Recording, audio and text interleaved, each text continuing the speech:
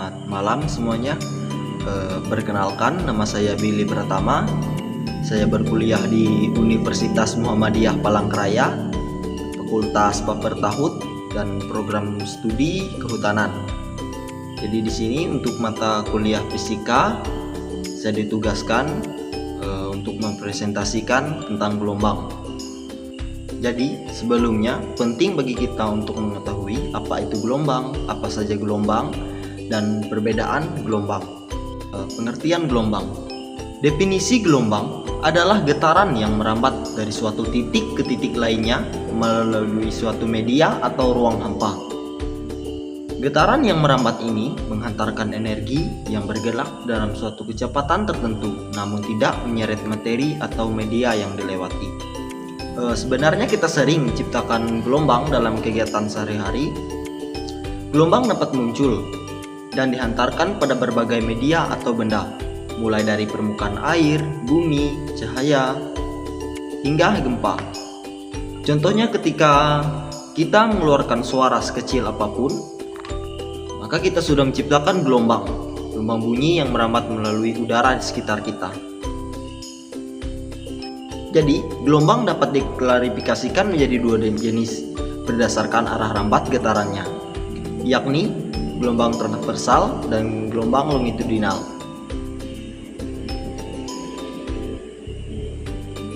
Baiklah, untuk yang pertama, gelombang transversal.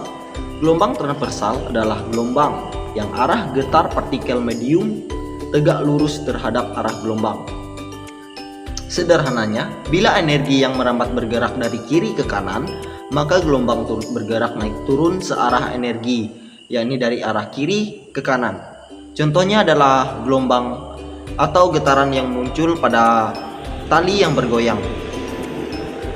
Maka bentuk gelombang transversal menyerupai perbukitan atau lembah seperti gambar ini. Oke, berdasarkan gambar di samping, tampak bahwa gelombang merambat ke kanan pada bidang horizontal, sedangkan arah getaran naik turun pada bidang vertikal. Garis putus-putus yang digambarkan di tengah sepanjang arah rambat gelombang menyatakan posisi setimbang medium, misalnya tali atau air. Jadi titik tertinggi gelombang disebut puncak, sedangkan titik terendah disebut lembah. Amplitudo adalah ketinggian maksimum puncak atau kedalaman maksimum lembah. Diukur dari posisi setimbang. Jarak dari dua titik yang sama dan berurutan pada gelombang disebut panjang gelombang atau disebut lambda dalam huruf Yunani. Panjang gelombang juga bisa dianggap sebagai jarak dari puncak ke puncak atau jarak dari lembah ke lembah. Baiklah teman-teman, jenis gelombang selanjutnya adalah gelombang longitudinal, yakni gelombang yang arah getar partikel mediumnya sejajar atau berhimpitan dengan arah rambatan. Salah satu contoh gelombang longitudinal adalah gelombang bunyi. Berbeda dengan gelombang transversal, gelombang longitudinal berbentuk mirip pegas seperti gambar di samping. Oke, jika pada gelombang transversal arah getarannya medium tegak lurus arah rambatan, maka pada gelombang longitudinal arah getaran mediumnya sejajar dengan arah rambat gelombang. Bisa kita lihat pada gambar di samping.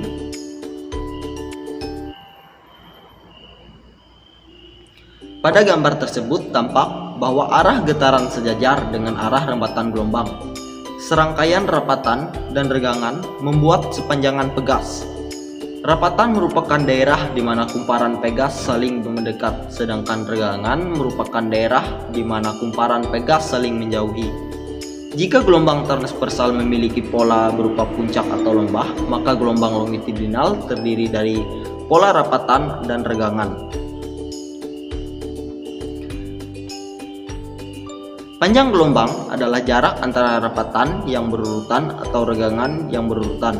Yang dimaksudkan di sini adalah jarak dari dua titik yang sama dan berurutan pada rapatan atau regangan.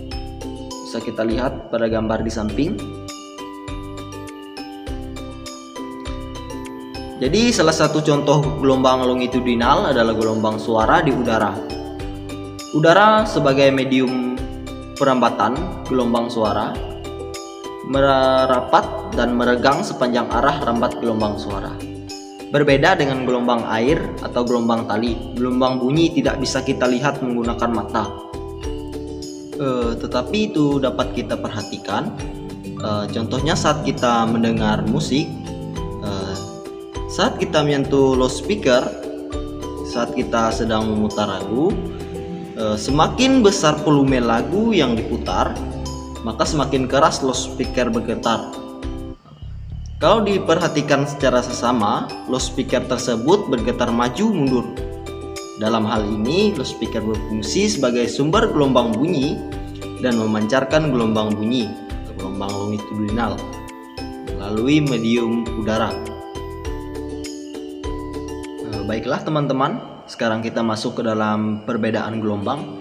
Jadi gelombang itu dibedakan menurut medium perantaranya. Yang pertama adalah gelombang mekanik dan gelombang elektromagnetik. Jadi gelombang mekanik adalah gelombang yang di dalam perambatannya memerlukan medium perantara. Jadi yang termasuk gelombang mekanik ini adalah gelombang transversal tadi, karena dia memerlukan medium perantara. Contohnya seperti gelombang pada tali, gelombang pada air. Dan yang selanjutnya adalah gelombang elektromagnetik. Jadi dia berbeda karena gelombang yang elektromagnetik ini adalah gelombang yang di dalam perambatannya tidak memerlukan medium perantara. Jadi yang termasuk gelombang elektromagnetik ini adalah gelombang longitudinal tadi, karena dia tidak memerlukan medium perantara. Contohnya sinar, cahaya, gelombang radio, gelombang TV, dan sebagainya. Oke, jadi kesimpulannya adalah gelombang terjadi karena adanya usikan yang merambat menurut konsep fisika. Cerminan gelombang merupakan usikan, sedangkan mediumnya tetap. Jadi, gelombang merupakan rambatan pemindahan energi tanpa diikuti pemindahan massa medium. Jadi sekian yang dapat saya sampaikan. Untuk kurang dan lebihnya saya mohon maaf. Sekian, terima kasih.